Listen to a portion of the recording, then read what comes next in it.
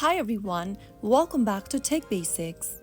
In this video, we will be learning how to check your balance in Metatrader 4 mobile application.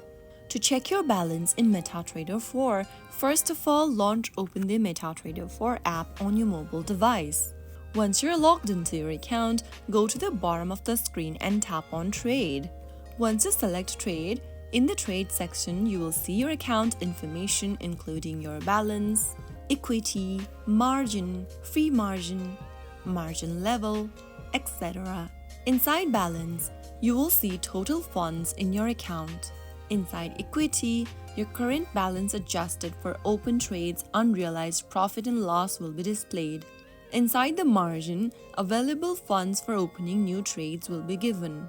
So that is how you find your balance in Metatrader 4. If you can't see the balance, make sure you are logged into the correct account or server.